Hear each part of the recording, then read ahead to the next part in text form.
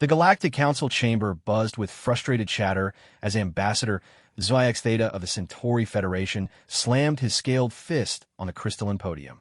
His reptilian eyes swept across the assembled delegates, each representing one of the 47 known spacefaring civilizations in the galaxy.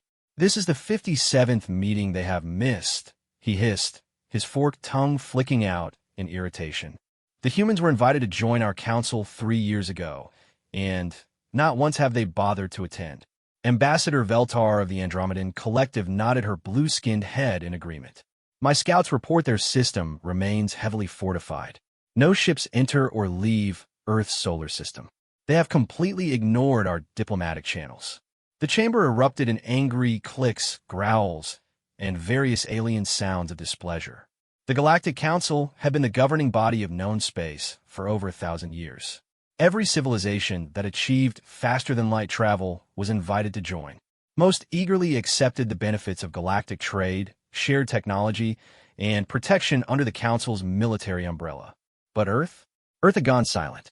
High Counselor Mordak, a towering insectoid being with 4 arms and compound eyes, raised his staff for silence.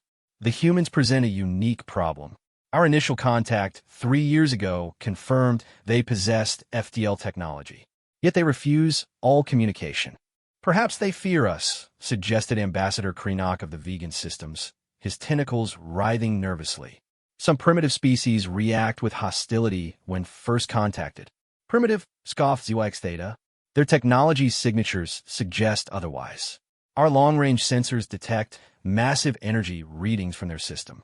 Industrial activity on a scale we've rarely seen."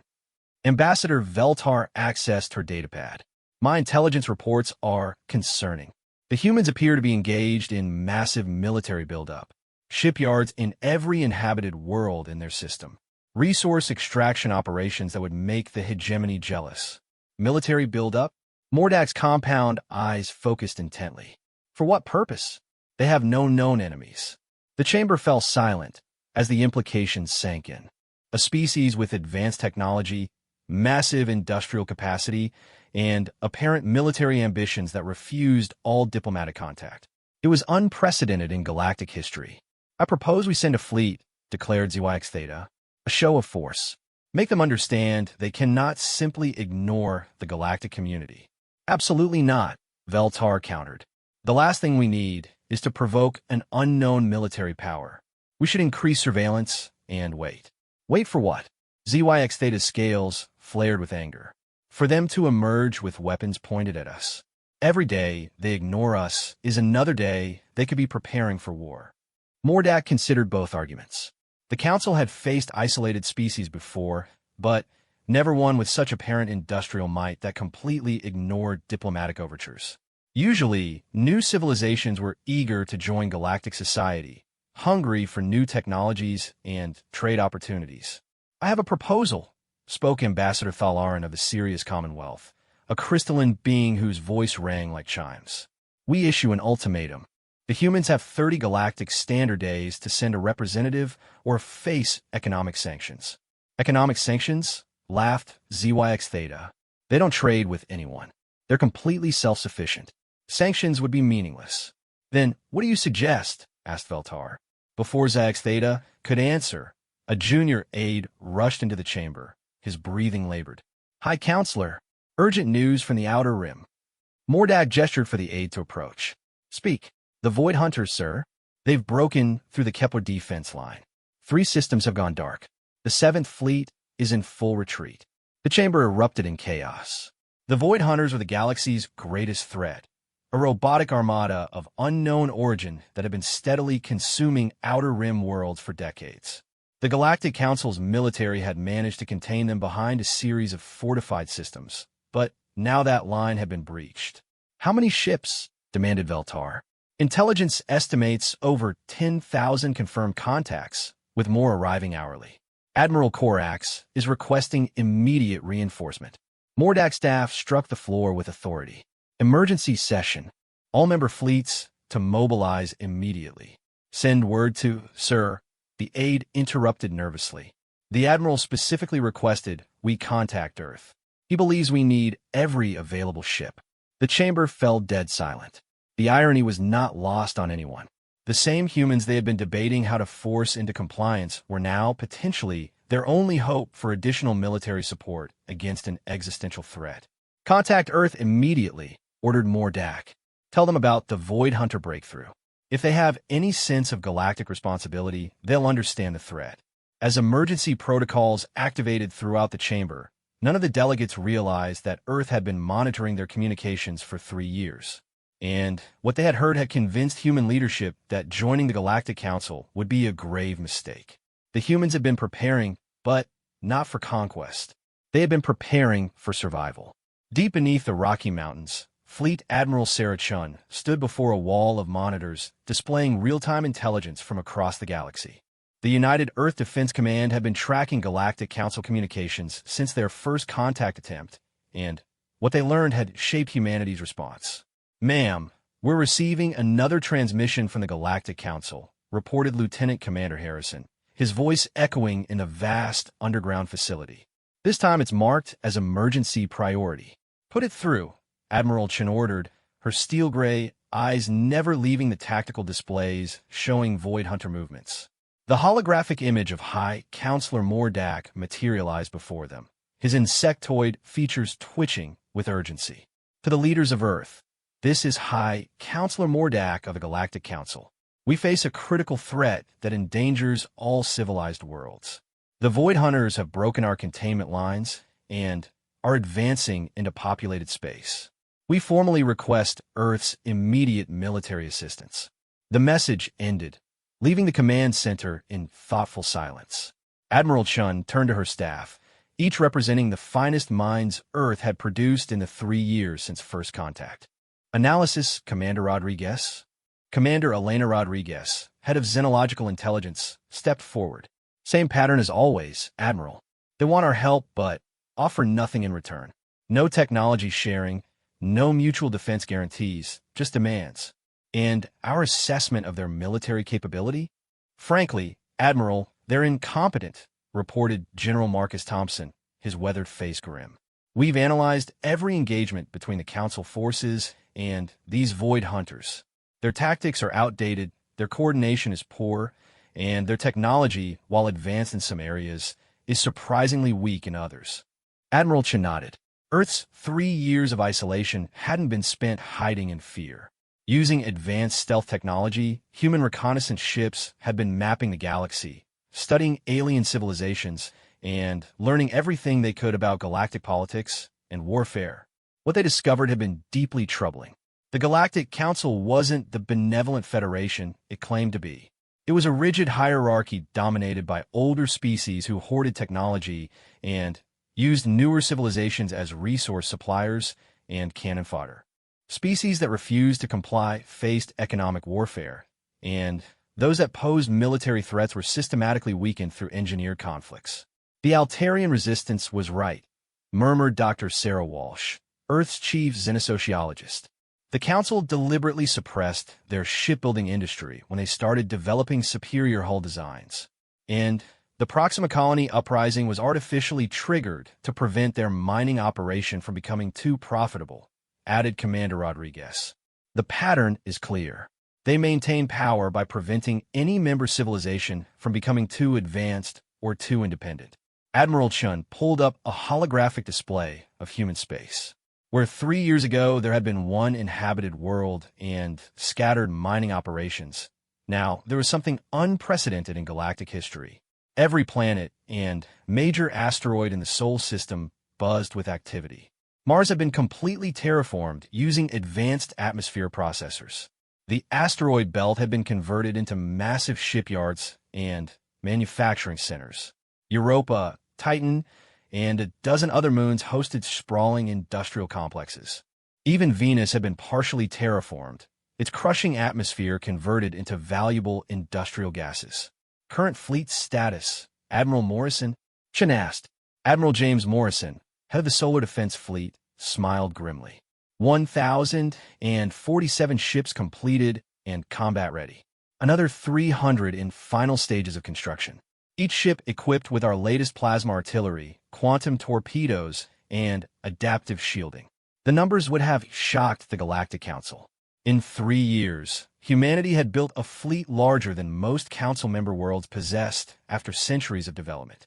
But the key difference wasn't just quantity, it was design philosophy. Where Council ships were built for multiple roles and powered by committee-approved technology standards, human warships were purpose-built for one thing: winning battles. Every system had been designed from the ground up for maximum combat effectiveness. "And our steel giants?" asked Admiral Chun. General Thompson's grin was predatory. "All 1,000 dreadnoughts are operational." Project Titan exceeded every expectation. The steel giants were humanity's secret weapon, massive dreadnought-class vessels, each measuring over 2 kilometers in length. Unlike anything in Council space, these ships were designed for one purpose: breaking enemy fleets through overwhelming firepower and nearly impenetrable defenses. Intelligence reports suggest the Council is losing badly against these void hunters, reported Commander Rodriguez. Their casualty rates are approaching 30%. At this rate, the Outer Rim will fall within 6 months. Admiral Chin studied the galactic situation display. Red markers showed void hunter advances, while blue markers indicated Council retreat routes. The pattern was clear: the galactic government was losing its first major war in centuries. Recommendations? "We maintain our current position," advised General Thompson. "Let them bleed each other dry. When the dust settles, we can establish relationships with surviving civilizations on our terms." "That's morally questionable," objected Dr. Walsh. "Billions of innocent lives are at stake. And if we reveal our capabilities now," countered Commander Rodriguez, "the Council will immediately mark us as a threat. Win or lose against the Void Hunters, they'll come for us next." Admiral Chun considered both arguments: the moral weight of allowing civilizations to fall versus the strategic necessity of protecting humanity's independence. It was the kind of decision that would define their species' future. "There is a third option," she said slowly. "We don't reveal our full capabilities, but we don't let innocent worlds burn either." She activated the communication system. "Open a channel to the Galactic Council. It's time to make contact." As the communication array powered up, every person in the command center understood they were about to change galactic history. The question was whether it would be for the better. "High Counselor Mordak, this is Fleet Admiral Sarah Chun of the United Earth Defense Command. We have received your message. We are prepared to discuss terms." The Galactic Council chamber had never been so quiet. High Counselor Mordak stared at the holographic image of Fleet Admiral Chun, his compound eyes struggling to process what he was seeing. Behind the human leader, the background showed what appeared to be a military command center of impressive scale and sophistication. "Admiral Chun," Mordak finally managed, his voice carrying barely concealed relief. "We are grateful that Earth has finally chosen to establish communication. The situation is indeed desperate." "Before we discuss assistance," Admiral Chun replied coolly, "we have conditions. First, any human involvement will be under our operational command. Second, we require access to all intelligence regarding the Void Hunters. Third, Earth maintains complete sovereignty over our territory and military assets." Ambassador Zhuang's Theta's scales bristled with indignation. "Unacceptable. New Council members don't dictate terms. They follow established protocols and submit to Council authority." Admiral Chin's expression didn't change. "We are not seeking Council membership, Ambassador. We are offering assistance to civilizations under threat. If you prefer to handle the Void Hunters alone, we will respect that decision."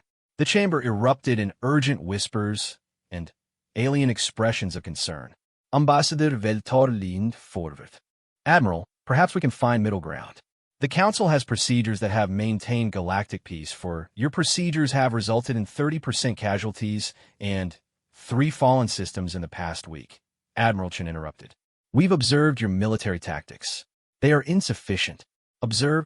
Mordak's voice carried a dangerous edge. "You've been spying on Council operations?" "We've been gathering intelligence on galactic threats," Chin replied matter-of-factly, "including the Void Hunters. We know more about their capabilities than your military apparently does." General Thompson appeared beside Admiral Chun in the holographic display. "Their ships are fully automated, powered by quantum AI networks. Your energy weapons are ineffective against their adaptive shielding. Your kinetic weapons lack sufficient velocity for hull penetration. Your tactical formations are predictable and easily countered. The brutal assessment silenced the chamber. Ambassador Kreenock's tentacles writhed nervously. You claim to understand them better than we do, but you've never fought them. Haven't we? Admiral Chen smiled grimly. Show them the Proxima engagement, General.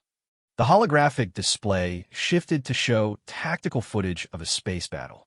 A single human warship, sleek and angular, engaged 3 Void Hunter vessels.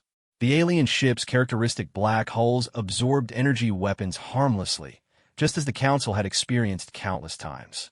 But the human ship didn't use energy weapons. Instead, it launched what appeared to be simple kinetic projectiles. Metal slugs accelerated to incredible velocities by magnetic rail systems. The projectiles struck the Void Hunter ships and punched clean through their adaptive armor like it was paper. Within minutes, all 3 enemy vessels were destroyed. Impossible, whispered Ambassador Veltar. Our kinetic weapons have proven ineffective. Your kinetic weapons travel at sublight speeds, explained General Thompson. Ours achieve 7% of light speed. At that velocity, no known armor can provide effective protection. But the power requirements alone, ZYX Theta began, are manageable with our reactor technology, Admiral Chen finished. The question isn't whether we can defeat the Void Hunters. The question is whether you want our help doing it.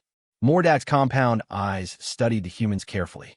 Everything about this conversation challenged his understanding of how galactic politics worked. New species were supposed to be eager supplicants, grateful for council protection and guidance. These humans spoke as equals, or worse, as superiors. What exactly are you proposing? He asked.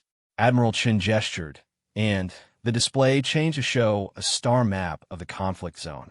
We deploy a limited fleet to reinforce your outer rim defenses.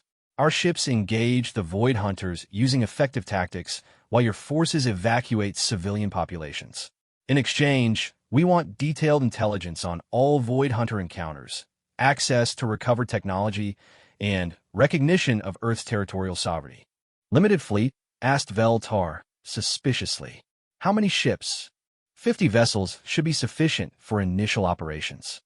The number drew surprised reactions throughout the chamber.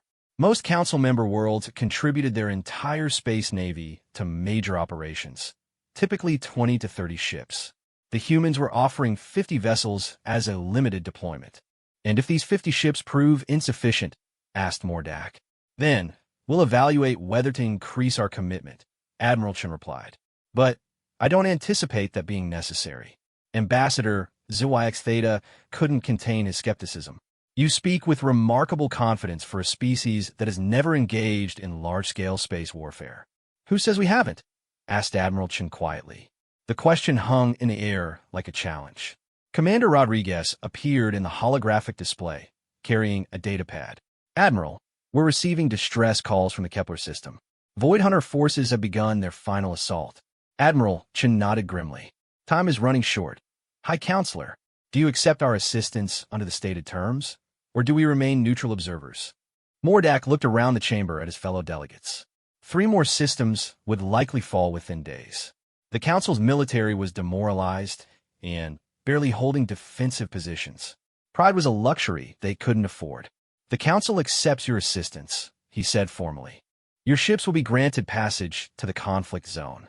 Our ships are already en route, Admiral Chen replied calmly. They should reach Kepler within 6 hours. Already en route. Veltar sputret. But you only just agreed to. We've been tracking the situation for days. Our advanced fleet departed Earth 72 hours ago. Admiral Chen's smile was cold. We assumed you would eventually ask for help. As the holographic communication ended, the council chamber remained silent. None of the delegates wanted to voice what they were all thinking. That perhaps Earth's 3 years of isolation hadn't been about fear or primitive xenophobia. Perhaps it had been about preparation. And perhaps the humans had been preparing for exactly this moment, when the galaxy would need them more than they needed the galaxy. In the outer rim, 50 sleek warships dropped out of hyperspace near the besieged Kepler system. Each ship was twice the size of standard council vessels, and bore the distinctive angular design that would soon become famous throughout the galaxy. The steel giants had arrived, and the galaxy was about to learn why Earth had been so confident in its isolation. Captain Maria Santos stood on the bridge of the UES Defiance, watching the tactical display as her fleet emerged from hyperspace. Around her, the other 49 vessels of the First Earth Expeditionary Fleet took formation with mechanical precision. Each ship was a testament to human engineering, sleek, angular, and designed for one purpose: overwhelming victory in combat. "Contact bearing 27 Mark 8, reported Lieutenant Kim from the sensor station. 15 Void Hunter vessels advancing on the Kepler colony world. Council defensive fleet is in retreat formation." Captain Santos studied the tactical situation. The Council ships were falling back in disorder, their formations broken, and several vessels trailing atmosphere from hull breaches. The Void Hunters pressed their advantage, their characteristic black ships moving with cold efficiency toward the populated world below. "Signal from Admiral Thorne aboard the Vengeance," announced Communications Officer Brooks. "All ships are to engage immediately. Priority targets are the lead Void Hunter vessels." "Acknowledged. Helm, bring us about to attack vector. All ships, commence Operation Thunderbolt." The human fleet moved with a coordination that amazed the retreating Council forces. Where Council fleets relied on individual ship commanders making independent decisions, the Earth vessels operated as a single entity, each ship perfectly positioned to support the others. Aboard the Council flagship Eternal Harmony, Admiral Zekmoth watched his tactical screens in disbelief. How are they moving in such perfect formation? That level of coordination requires psychic links. "The humans don't have psychic abilities," his aide reported. "Intelligence suggests they're using quantum communication networks for real-time, tactical coordination." "Real-time quantum networks? That's impossible. The power requirements alone." His words were cut off as the human fleet opened fire. The difference was immediately obvious. Where Council energy weapons simply washed over Void Hunter adaptive shielding harmlessly, the human kinetic weapons punched through enemy armor like it didn't exist. Massive railgun slugs, accelerated to 7% of light speed, struck with the force of small nuclear weapons. The first Void Hunter vessel simply disintegrated. The hypervelocity projectile tore through its hull, venting atmosphere and debris in a brilliant explosion. The second ship suffered a similar fate seconds later as multiple human vessels concentrated fire on it. "Impossible," whispered Admiral Zekmot. "No one has achieved that level of kinetic velocity in ship-based weapons." Captain Santos watched with satisfaction as her fleet systematically destroyed the Void Hunter formation. The alien ships tried to adapt, altering their shield frequencies and deploying countermeasures, but there was no defense against pure kinetic energy delivered at relativistic speeds. "Target down," reported Lieutenant Kim as another Void Hunter ship exploded. "That's 12 confirmed kills. Remaining 3 vessels are attempting to flee." "Pursuit course," ordered Santos. "We don't let any of them escape." The human ships accelerated in perfect formation, their advanced propulsion systems easily overtaking the fleeing Void Hunters. Within minutes, the last enemy vessel was destroyed, its wreckage joining the debris field that had once been a feared invasion force. All vessels formed defensive perimeter around Kepler Prime. Admiral Thorne's voice came through the quantum communication network. "Begin search and rescue operations for Council survivors." As rescue shuttles launched from the human ships, Admiral Zekmoth found himself struggling to process what he had witnessed. In less than 20 minutes, 50 human vessels had completely annihilated a Void Hunter fleet that had been defeating Council forces for days. "Admiral," his communications officer called out, "we're receiving a transmission from the human flagship." The holographic image of Admiral Rebecca Thorne materialized on the bridge. The human commander appeared calm and professional, showing no signs of the excitement that typically followed a major victory. "Admiral Zekmoth, this is Admiral Thorne of the First Earth Expeditionary Fleet. We're deploying search and rescue teams for your wounded. Do you require medical assistance?" "Admiral Thorne," Zekmoth managed, his voice filled with awe. "That was remarkable. We've been fighting the Void Hunters for decades, and never have we seen them defeated so decisively. Their tactics are predictable once you understand their limitations," Thorne replied matter-of-factly. "They rely too heavily on adaptive shielding and Assume all species use energy-based weapons. A simple kinetic approach bypasses their primary defensive capability. Simple. Zekmoth's aide muttered under his breath. Admiral Thorne continued, "We're establishing a defensive perimeter around this system. My scouts report additional Void Hunter forces massing in the Vega sector. We'll need to address that threat before they can regroup." Additional forces? Our intelligence shows no major Void Hunter concentrations in Vega. Your intelligence is incomplete, Thorne replied diplomatically. We're detecting quantum signatures consistent with a major staging area. Approximately 300 vessels. The number sent shockwaves through the Council Bridge crew. 300 Void Hunter ships would represent the largest concentration of enemy forces ever recorded. Such a fleet could devastate entire sectors. Admiral, with respect, 50 ships cannot possibly face 300 Void Hunters, regardless of your tactical advantages. Admiral Thorne smiled for the first time since the conversation began. Who said anything about 50 ships? The rest of the fleet will be arriving shortly. Even as she spoke, space around the Kepler system began to shimmer with hyperspace emergent signatures.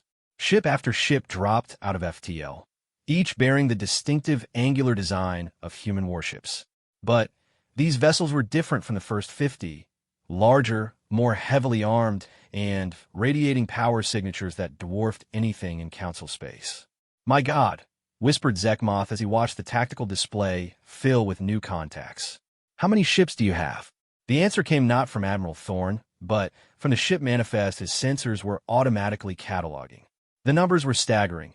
200 additional frigates, 100 heavy cruisers, 50 battleships, and, emerging last from hyperspace, 20 massive vessels that defied classification.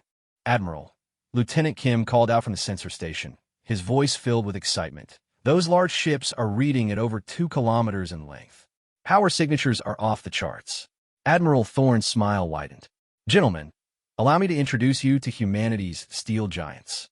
Each dreadnought is equipped with enough firepower to level a continent, and armor capable of withstanding direct nuclear strikes." As if to demonstrate, one of the massive ships powered up its main weapons array. The energy readings were so intense that they temporarily overwhelmed the Council sensors, creating a brief cascade failure across multiple systems. 300 Void Hunters, you said? Admiral Thorne asked conversationally. "I think 20 dreadnoughts should be more than sufficient. We'll keep the rest of the fleet in reserve." Admiral Zekmoth realized with growing amazement that the humans weren't just offering assistance. They were about to single-handedly end a war that had raged for decades. The species that had ignored every council meeting, that had remained isolated and mysterious for 3 years, possessed military capabilities that dwarfed the combined might of the entire Galactic Council. "Admiral Thorne," he said quietly, "who exactly are you people?" The human commander's expression grew serious. "We're the species that learned from your mistakes, Admiral. We watched the galaxy tear itself apart with politics and inefficiency, and we decided to be ready when civilization needed protecting. As the massive human fleet arranged itself in battle formation, Admiral Zekmoth understood that the galaxy was about to change forever. The age of Council dominance was ending, and the age of humanity had begun. The Battle of Vega Sector lasted exactly 47 minutes. Admiral Rebecca Thorne stood on the bridge of the UES Titan, the flagship of humanity's dreadnought fleet, watching as her tactical display showed the systematic destruction of the largest Void Hunter concentration in galactic history. Around her, the 20 steel giants moved in perfect coordination, their massive hulls bristling with weapons that redefined the concept of firepower. "Final enemy vessel destroyed," reported Captain Hayes from the weapons station. "Threat elimination is complete." Through the bridge windows, space was littered with the debris of 300 Void Hunter ships. Not a single human vessel had taken significant damage. The enemy's adaptive technology, so effective against Council energy weapons, was useless against the sheer kinetic force of humanity's railgun artillery. "Signal from the Council observation fleet," announced Lieutenant Morrison from communications. "Admiral Zekmoth requests permission to approach." "Granted. All ships, maintain formation. Begin salvage operations on intact Void Hunter technology." As the human fleet went about its methodical cleanup, a single Council cruiser approached the massive Titan. Admiral Zekmoth materialized on the bridge via hologram, his expression a mixture of awe, gratitude, and concern. Admiral Thorn, on behalf of the Galactic Council, I must express our deepest gratitude. You've accomplished in days what we've been unable to achieve in decades. The threat has been neutralized, Thorn replied simply. Our analysis indicates this was their primary staging area. Without these forces, the remaining Void Hunter ships lack the coordination for major offensive operations. Yes, about that. Zekmoth's tone grew more cautious. Your intelligence capabilities are remarkable. How did you locate this staging area when our sensors detected nothing? Admiral Thorn exchanged glances with her senior staff. The question had been expected, and the answer would determine humanity's future relationship with galactic civilization. We've been monitoring Void Hunter activities for over 2 years, Admiral. Their quantum signatures are distinctive once you know what to look for. 2 years. Zekmoth's voice rose in surprise. But Earth was supposedly isolated, focused on internal development. Earth was focused on survival, Thorn corrected. We observed galactic politics for 3 years before making contact. What we saw convinced us that joining the Council would be inadvisable. The honesty of the statement sent shockwaves through the holographic connection. Admiral Zekmoth struggled to maintain diplomatic composure. Admiral, the Council has maintained galactic peace for over 1,000 years. The Council has maintained Council dominance for over 1,000 years, Admiral Thorn replied calmly. There's a difference. Before Zekmoth could respond, another holographic figure materialized on the bridge.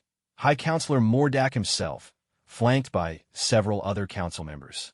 Admiral Thorn, I believe a more formal discussion is warranted.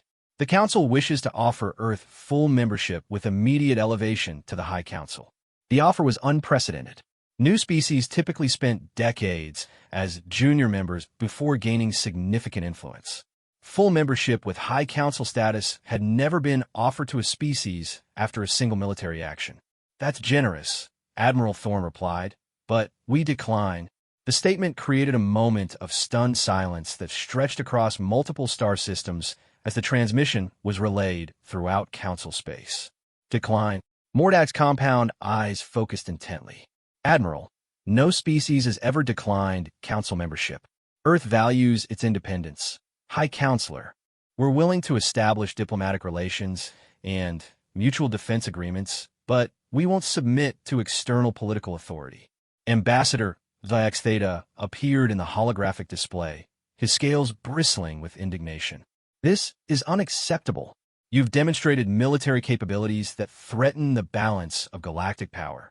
You cannot simply operate outside Council authority. We can and we will. Admiral Thorn's voice carried quiet steel. We've just eliminated a threat that your forces couldn't handle. I'd suggest focusing on gratitude rather than territorial concerns. Admiral Zekmoth tried to mediate. Surely we can find common ground. Earth's military capabilities could benefit all civilized worlds. Our military capabilities will be used to protect innocent civilians from genuine threats, Thorn agreed.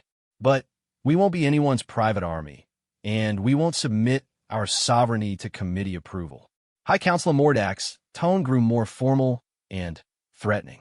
Admiral, the galaxy operates under established systems. Your species possesses dangerous military technology. The Council has a responsibility to ensure such power is properly regulated. The bridge of the Titan fell silent.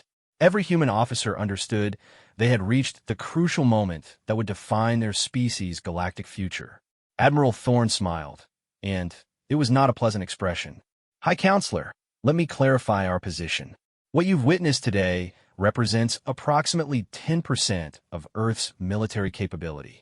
We have over 900 additional warships in reserve, including orbital defense platforms that would make your imagination weep. She gestured to the tactical display, showing the aftermath of the battle. We eliminated 300 Void Hunter vessels without breaking formation. The Council's combined fleet couldn't accomplish that feat with their entire navy.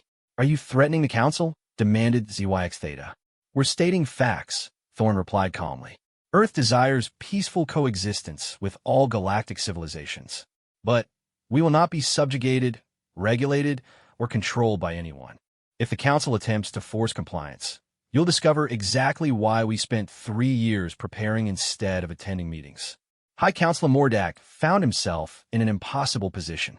Earth's military had just demonstrated capabilities that rendered the entire Council fleet obsolete.